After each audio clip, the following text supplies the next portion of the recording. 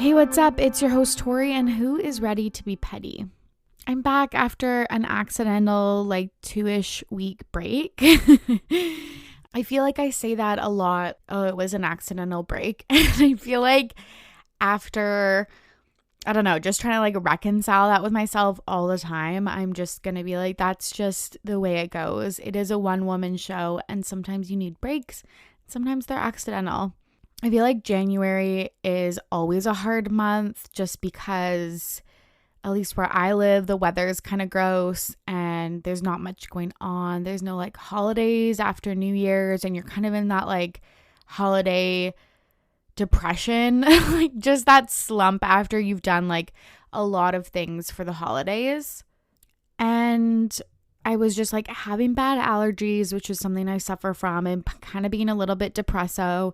And I just didn't feel funny, and I just didn't feel like recording, even though the fucking celebrity tea throughout this month has been piping hot.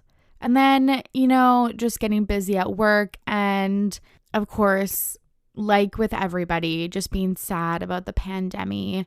Just, I feel like every single time I talk to any person, it's I cannot believe how long this has been going on, or it's weird how it's not just oh yeah, my life changed for a little bit. It's my life has changed significantly for a year. And just kind of having those conversations again, we're probably all having. And all I can say is my mind just went blank. All I can say is I know it's really hard, and it will pass, even though it doesn't seem like it ever will. And try to just do some things, even though sometimes doing the things is the hardest part, but they make you feel good. Connect with friends, get outside in nature, do some nice things in your house, light a candle or turn on a diffuser. I have my sage diffuser with a bunch of different essential oils, and picking one and putting it on is one of my fave starts to the workday. Just to do something, I don't know, to feel good in your space, because I know that we're spending so much more time at home than we would normally be.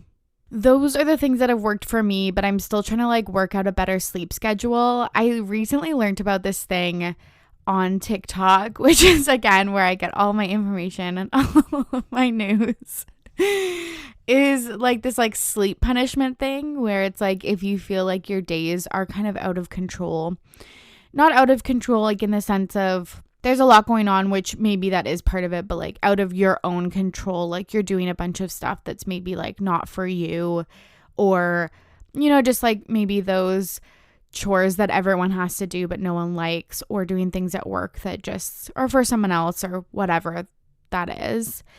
But it's just basically where you stay up really late to regain some of the sense of control of your day, and you do things that you want to do. So I'm catching up on TikTok or watching TV, or even just doing things paying my own bills and stuff that I just didn't get done in the day. But it's I don't know, this sleep punishment thing. So I don't know if I sound like a psycho, because I love sleep so much, but that's been something I've been doing for the past month, just going to bed at very late hours, and obviously still having to wake up at the same time for work. So it's not all fine and dandy over here. I'm not just turning on my diffuser and everything's golden, but those are some things that have helped me. And it feels nice to get out of a little bit of a slump and reconnect with all of you. If you've been feeling this way, DM me, let me know if you've tried something and it's worked really well for you. Okay, one other thing as I'm talking that has come to mind is this influencer that I follow, Mikzazon, on Instagram,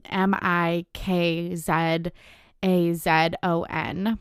She does this thing where she counts to 3 and just does something. And that has been really helpful for me too. Like, I don't know if you're the type of person that like it's tough like going to the gym or going for a walk or doing something like the dishes or whatever, but you like know you have to do it and you've just kind of like been lying in bed scrolling, avoiding something that's like looming over your head, but you know that you like should put away your laundry or like should get outside for the first time that day or like whatever. She just counts to 3 and then does it.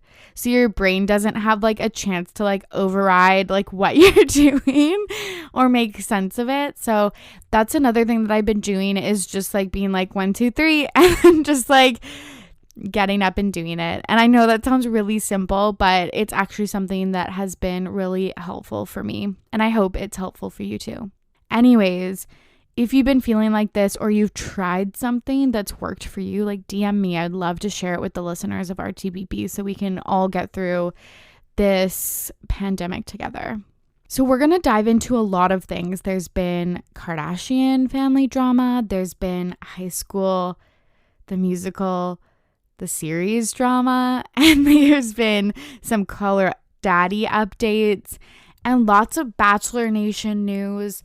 So basically, I just picked all of my favorite January stories that I've been following, and I'm going to discuss it. So this is what I kind of missed in January. So obviously, one of the first stories of the year was like the Kanye divorce rumors, and it broke from Page 6, which I think is usually like a reputable source, like not super reputable, but like I think that they usually have either like close contacts with the person that the story is about, or they've done a lot of due diligence, where I think like a lot of the other kind of tabloid magazine websites maybe don't have that or make up stuff out of the blue a lot more. But I've heard Page 6 is like pretty valid, but they said that Kanye is getting a divorce. And I was kind of sad because I actually liked their relationship. I thought that it made a lot of sense.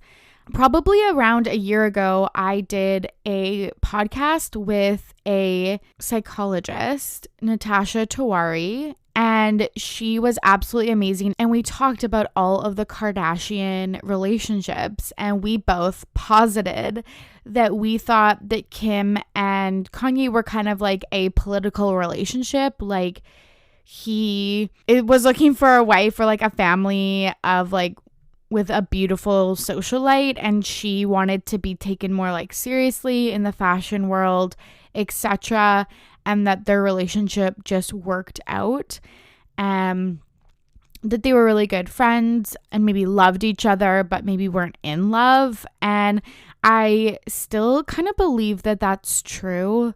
Like, Kanye has been living in Wyoming for months, and obviously Kim is based in Calabasas.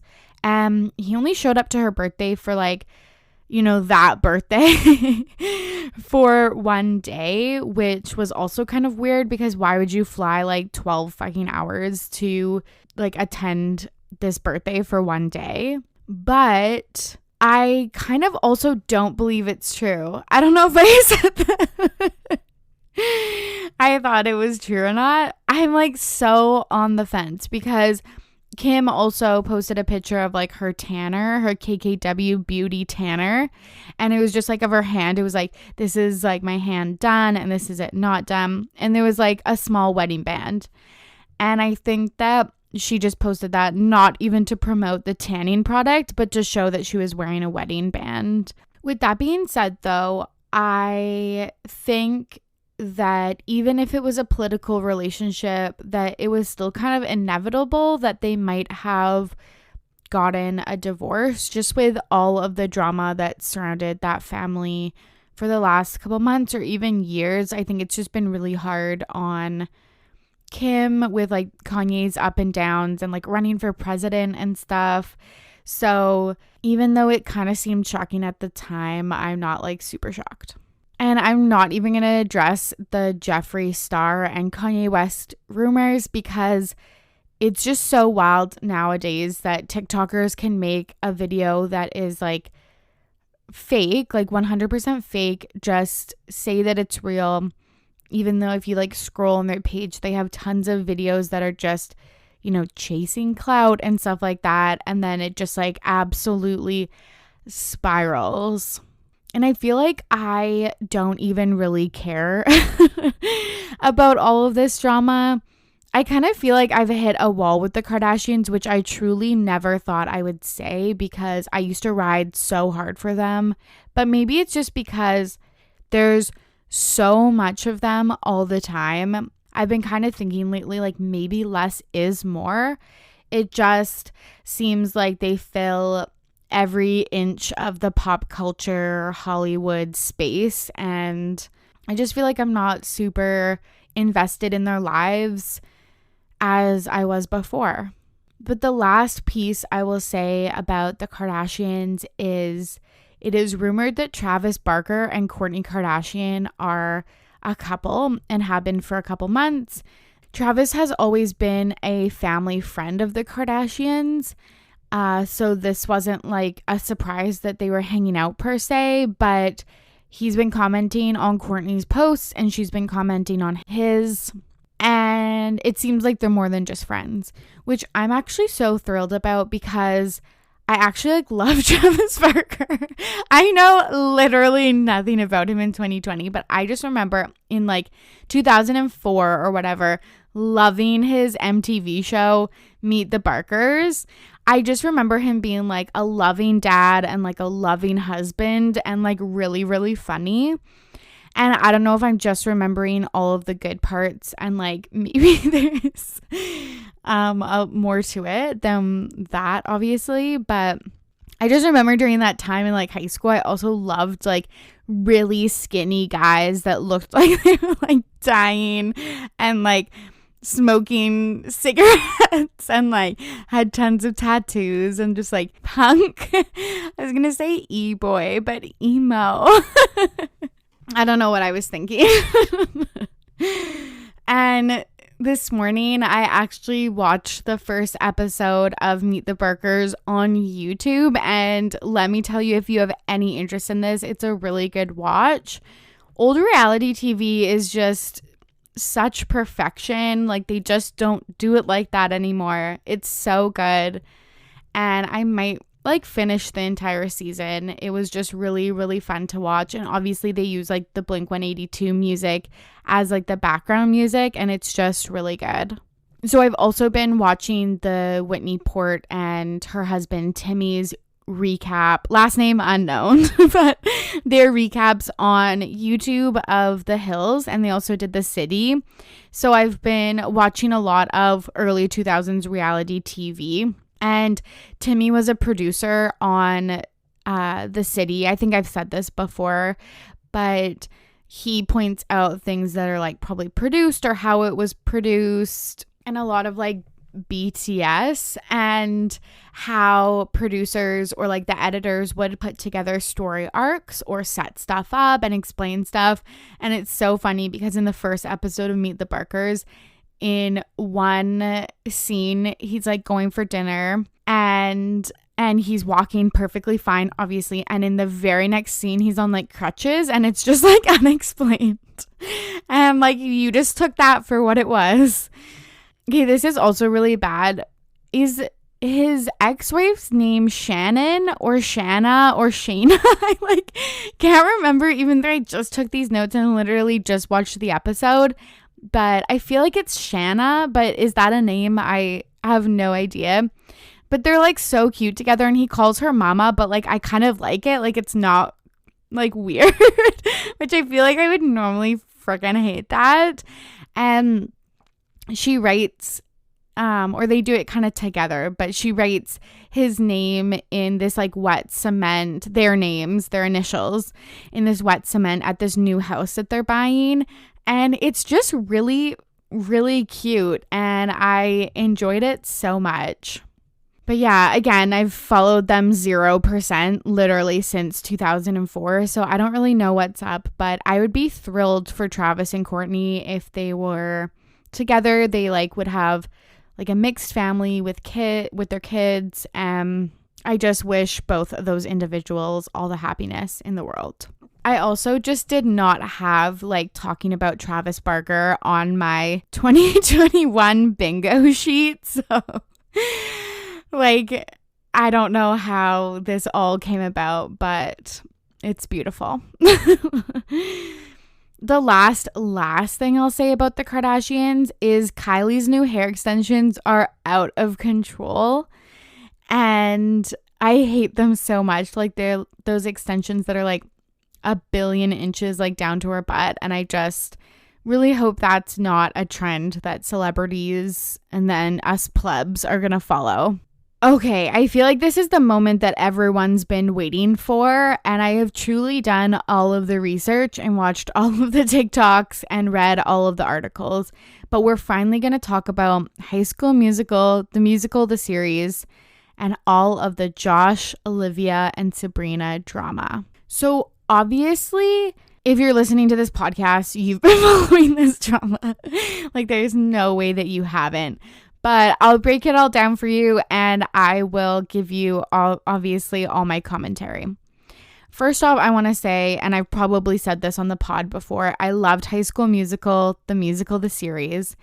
I thought that it was a perfect like reboot of the original HSM, just because it obviously wasn't like just a direct reboot or copy or anything.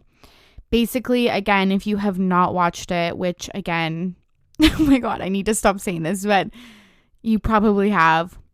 High School Musical, the series is a Disney Plus TV show where they follow students at East High, which was the high school in High School Musical. So like in like Salt Lake City or whatever. And the theater class for the spring musicale is doing High School Musical. So it's pretending that it's like nowadays, and they're just doing that as their high school theater production.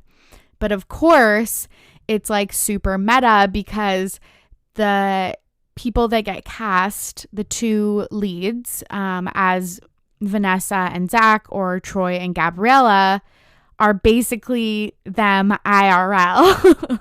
And their relationship kind of follows a similar path. I had not been following the off-camera HSM TMTS drama because there wasn't too much, but I did know that Olivia and Josh were dating, which is literally anybody's dream come true. Like, you're not only in the fucking High School Musical reboot, but you're dating your co-star who is also the lead. You're the star of a Disney Plus show. It's literally like when Zanessa got together in High School Musical. It's like, isn't that literally everybody's dream? You get famous, you're dating your co-star, and you're also in an iconic movie, or in this case, TV show. And we know they were dating because she was wearing his hoodie. She said in an interview that he taught her how to drive at In-N-Out. They wrote a song together just for a moment for the TV show, and he like ad-libbed one of the final scenes in season 1. I won't spoil it for you, but if you've watched it, you know. And it's just pretty wild that they were together. But in August 2020 of this year, so they were dating like through the spring and summer. But yeah, this August, she kind of posted some cryptic TikToks and like some of them had weird captions and kind of alluded to that they had broken up. And he was seen with Sabrina Carpenter, who is also a Disney Channel star. She's in a bunch of things now, but the first thing that she was in was the Boy Meets World reboot, which was also a really good idea. Girl Meets World, which had Corey and Topanga's kid, Riley, as the main character, and Sabrina was her best friend. So, as we know, Olivia releases her debut single, Driver's License. It broke absolute records. It's kind of like about a universal experience, or like maybe what we all hoped our high school experience was, where like you're dating someone and you're like learning how to drive and it's like super cute and you can go on like drives together and listen to music and like get in and out and stuff. Exactly what they were doing. And the lyrics include stuff like, and you're probably with that blonde girl who always made me doubt. She's much older than me. She's everything I'm insecure about. So all of these things just pointing at an older blonde woman, which it was previously written as brunette. So she changed the lyrics, and obviously like we wonder why. My suspicion is that she wrote this in the summer because she did post a tidbit of it. She did post a tidbit of it then, and maybe she kept it as brunette girl so Sabrina wouldn't be identified, and so it wasn't like juicy tea. And then she was like, fuck this, I should capitalize this, I should pull a Taylor Swift, because know what sells records is speculation about your relationships, whether that's problematic or not, as we've documented throughout Taylor Swift's career. Some of the other lyrics are like, guess you didn't mean what you wrote in that song about me. But yeah, I think she changed it because maybe she was like, okay, I'll just be more direct and it'll be like better content, which I think was smart because obviously like that's exactly what we're doing right now. Some of the other lyrics are, guess you didn't mean what you wrote in that song about me. And in the summer, Josh wrote a song called Anyone Else, and maybe it could be about Olivia, ? But they've also, again, been known to write songs together. And we knew that there was like immediate trouble in paradise. Obviously, these lyrics are pretty scathing, but none of the other cast members have like liked any of Josh's Instagram posts. And they hyped up Olivia's song. They had a Christmas special.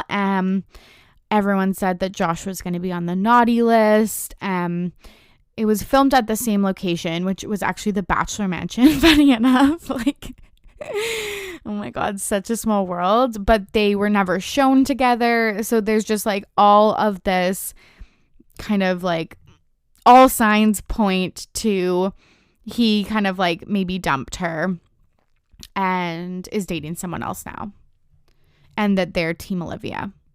I will say it's really funny because there's this character on HSM TMTS, Big Red, and he liked a TikTok about all these theories, and I'm like, that is just such a like secondary character move to just like some of the theory like stan TikToks just to like kind of be in the drama, even though we like wouldn't give a fuck about like anything he did. But anyways, come October, Josh and Sabrina go out as Shark Boy and Lava Girl for Halloween. Literally, he's dropping an album, which is fucking 20 songs. I will say that, which like releases a 20 song album nowadays, and they have like a duet on it. So everyone's waiting with bated breath for that. But a week later, after all of this drama, he releases a song called Lie, Lie, Lie. And it's very like Shawn Mendes wannabe. His outfit is just like old school Nick Jonas, where he's wearing like those really, really, really skinny pants and those Chelsea boots and like a ironic like Hawaiian shirt. But yeah, let me know if you like still like that look. I thought that was like kind of passé, but maybe it's not. And everyone's like, okay, is this like alluding to things like that Olivia's lying and not saying like who she says she is and like all of this stuff. Also, the music videos are just so similar. Like if you watch them, they're like stylistically very, very similar. But this is like, if you thought this part was good, which I did like mid-January, like it just amps up from here. Sabrina Carpenter releases a song on January 1st called Skin.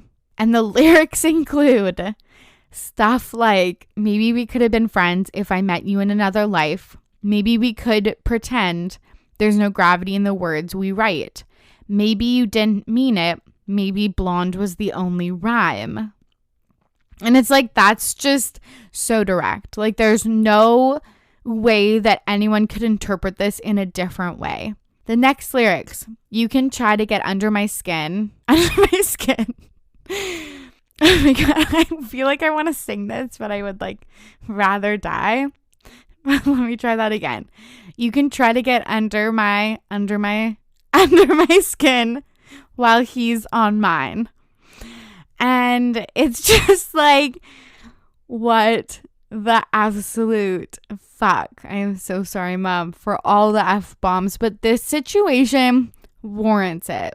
So obviously this is just so nuts. And he's like this scrawny, like 20-year-old white boy that it's like, no, this is graphic. The next lyrics, or that kind of crescendo, the ending of the song, don't drive yourself insane. It won't always be this way. Driver's license. I don't even know if I said that the song is called Driver's License.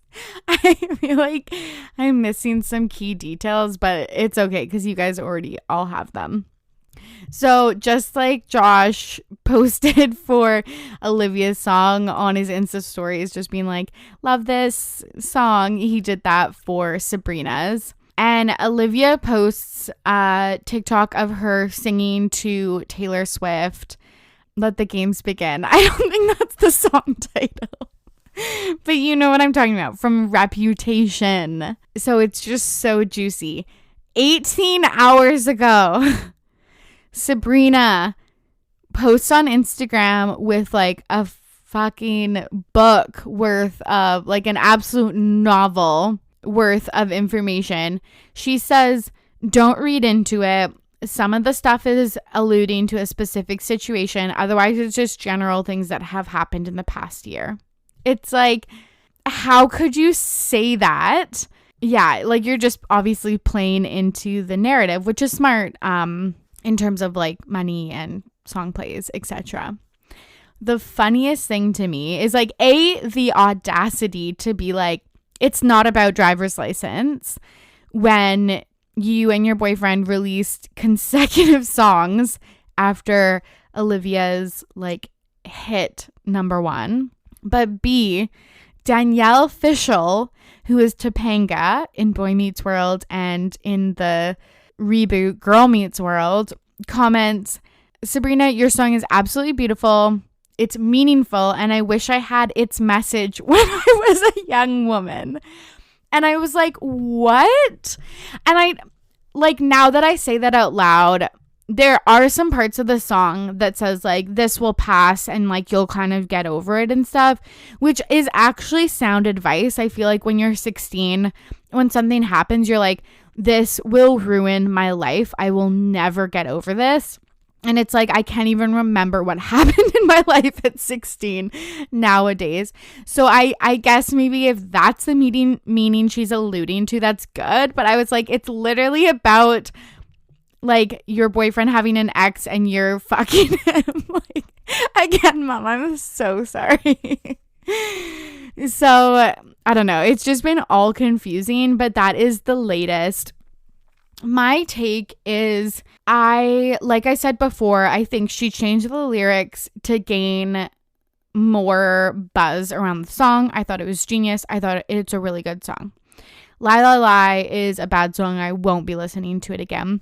Skin, if it actually was written last week, which apparently the producer or like the co-writer on Instagram said it was, is actually not a bad song for something that was written that quickly. But as time goes on, I've been thinking, like, is this a full PR stunt? Because I kind of thought, like, oh, the Josh and Sabrina stuff is a PR stunt. But now I'm like, is it all a PR stunt? I've been seeing TikToks, because again, that's where I get all my information, that they're all signed to Interscope Records, which is a common record label that picks up, like, old Disney Channel stars. I just wonder, is this all coordinated? I have no idea. If it is, Kris Jenner is still probably behind it. And if it's not, I don't know if Sabrina and Josh will ever get over this, like, in their careers.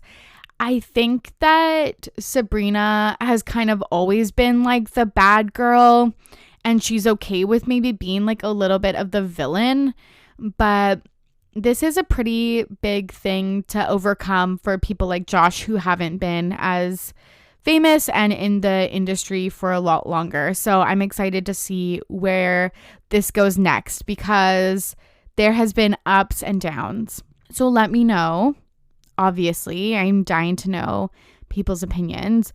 Let me know, do you think that this was all a PR stunt? Part of it was a PR stunt. It's all natural. Like, please let me know. Okay, the next thing I want to catch up on is Sofia Franklin. She was, or I should say, of Call Her Daddy fame, if anyone didn't know that. But she was recently on a podcast, We Met at Acme. I've never heard of it before, never listened to it or whatever, but I thought I would check it out because I'm interested in what Sofia has to say, since she's been obviously talking about her leaving Call Her Daddy a lot lately. I don't know if it was obvious or I stated this very clear when this first happened, like last year, but I totally feel like I am on Sofia's side. I just feel like with all of the things that she's shared recently, that Alex kind of got cold toes. Okay, I should explain what she shared and then explain my reasoning. Basically, what she said was Alex and her, kind of what we all thought, I think. It's like kind of all blurring together for me. But basically, her and Alex were like, we literally have like a top 10 podcast in the entire world. We're getting paid like salaried employees. And Barstool Sports, which is a awful, misogynistic, racist company, is taking so much more money than any other personality, like TV personality, radio personality, etc., would ever take. They went to Dave Portnoy, who is the head at Barstool, and they were pushing for more money, etc., all the rights after to Call Her Daddy and all of the like trademarked stuff after a certain time period, etc., etc. And basically Alex got cold feet. Sofia said it was like her choice to leave.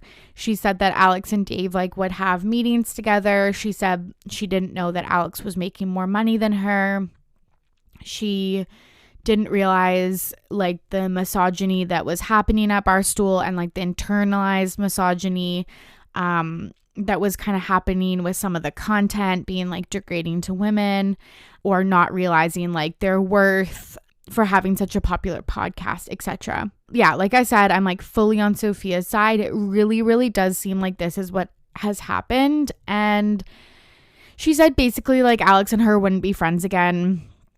She said that the show was really scripted. That's why they don't have like any video podcasts, or if there is video, it's just like kind of choppy, like little segments.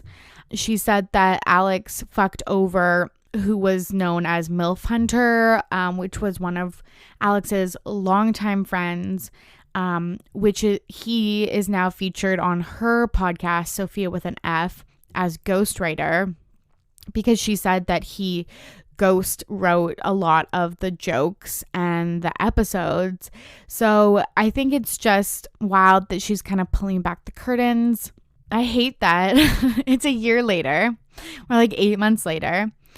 I will never listen to a Call Her Daddy episode or a Sofia with an F episode, and I am still like on their fucking Reddit looking at this information, listening to these interviews, and like every day I check the like Apple Podcasts like top 100 charts to see if like Alex's is like falling, which it kind of is. It used to peak at number 1 like every single time she would release an episode, but now it's like peaking at like 2, 5, 7.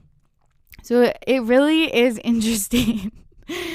And can you tell me why I'm still so invested in this story? Because yeah, I would love to know. And like, are you still following it? Like, do you care about Call Her Daddy and Sofia, or just the drama? Like some of the stuff is funny. Like Alex was in London, which obviously like recently, which obviously isn't funny, but like Redditors like called the cops on her because she wasn't like following COVID protocol. There's like a lockdown in London. Like it's just gone so far off the deep end that I feel like it's a dumpster fire or like a car accident, and I'm like watching. Cannot take my eyes off of it.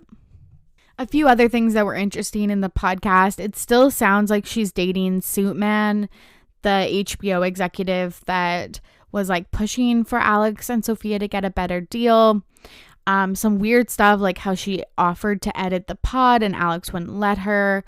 And just some other like little tidbits that I think you should check out. They also talk a lot about like astrology. So if that's something that you're interested in, I think you'll enjoy the episode. If you're looking for kind of like a tell-all episode from Sofia and maybe you want to put the Caller Daddy drama to rest, I definitely suggest listening to this interview, and maybe it'll give you some peace. But I swear to God, I have not known peace since the Caller Daddy fallout has happened. Anyways, I'm going to take a little bit of a break. When we come back, we will be talking about Bachelor Nation news and everything that's going on in that crazy world. And we're back. I've never done that before where I've left in the middle of a podcast and come back to record it. But I was recording and then I had to go to an exercise class. I had to go grocery shopping. I didn't want the audio to be a lot different and then it'd be noticeable. So anyways, I'm back. So a lot has gone on in Bachelor Nation news since we last talked. Obviously, Matt James's season has started and I'm just kind of batched out. Similar to the Kardashians, I just feel like it is too much. Like, y'all know I bitch about the 2-hour episodes every week because that's just a lot to commit to, which like I always say, but then I'll watch like 8 hours of Below Deck. So I just feel like maybe it's like, maybe you just don't like it. But I do still really like being in Bachelor Nation and like searching for the tea that's again like off camera. That really is what fuels me. I honestly think I could do a full Bachelor podcast and not watch any of the episodes, but just talk about all of the drama. I'm also losing my own RTBP draft and another draft I am in with some friends. So that was kind of just like a buzzkill on the season. But I do want to talk about it eventually and do like a full rundown of my thoughts. There has been some interesting Matt James like gossip lately. His roommate from New York went on Reality Steve's podcast, which like whenever there's a rando coming out of the woodwork to talk about someone famous, you have to obviously take everything with a grain of salt. But basically she was just saying how he was a shitty roommate and that Tyler Cameron, again, love of my life, love of all of our collective lives, to be honest, stayed there for like 5 months, didn't pay rent, and was just like annoying with Matt.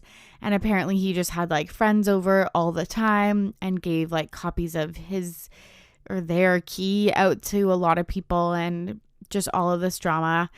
And there's that video of him golfing with his friends and they're talking about Victoria that just came out today.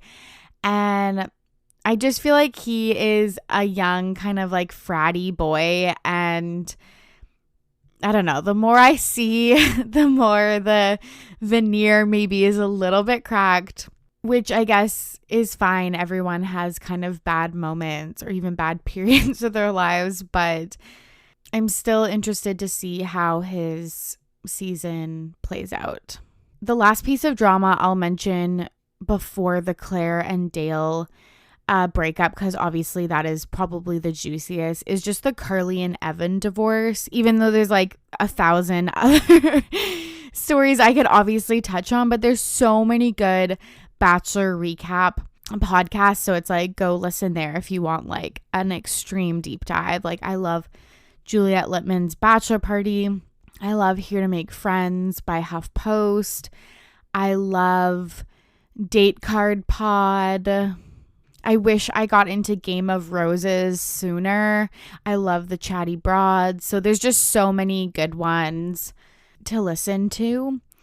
But I did want to say, like, the Carly and Evan divorce for me came out of nowhere because I had just kind of filed them away as like a BIP success story and then never like thought about them again. I kind of like their story arc for me has been like absolutely hated them, loved them, and then absolutely hated them again. But they separated around October publicly, or at least this fall. But Evan's ex-wife went on Reality Steve and said that they had broken up 2 years ago and it was all a facade for Instagram. And I know that this is like fucking talked to death, but just how this Bachelor world, Bachelor Nation, if you must, has morphed into this absolute charade. Charade, I don't know why I said it like that, is ridiculous. Like, if that's actually true and they stayed together because like it looks good on Instagram and they want to portray like a happy family, that is so absolutely insane. And like I feel like it's gone way too far, which kind of leads to Clare and Dale, because all signs were pointing to Dale was just in it for fame. Yet every sign I disregarded and believed that he was #here for the right reasons. Well, a week ago, actually I think like 5 days ago, he announced, and I am using the singular he for a reason, that Clare and him broke up in a Instagram post. She posted a few days later that he made that statement, not on her behalf. She didn't know about it until it was like out there. And now she's posting all of these like breakup photos and Instagram stories, which are like quite fun to watch. And again, literally all signs were pointing this way. For example, on Dumois, which is a Celebrity Blinds Instagram account, there was several stories about him going on dates with other girls, kissing other girls, blah, blah, blah in public. Ignored those. And then there was them deleting comments or editing captions on Instagram posts. Again, disregarded those.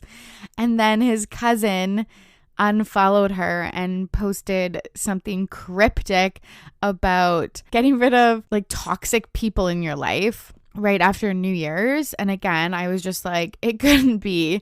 And then lo and behold, the post comes out. And I couldn't believe how quickly people went from like, honestly, Team Dale, where people were so annoyed with Clare throughout her season, to Team Clare, because now she's like the victim of this guy who's exploiting her season of The Bachelorette and the fame that comes with it. He released today the Dale Moss brand, which is just a website of pictures of him from what I can see. And then a huge Instagram story, like it was several slides that I did not watch, explaining why they broke up. And it was pretty vague, like his Instagram post. But it was so funny. He started it off. This was the part that I did watch. Not with my own volition, I will say. It was just because of Instagram autoplay.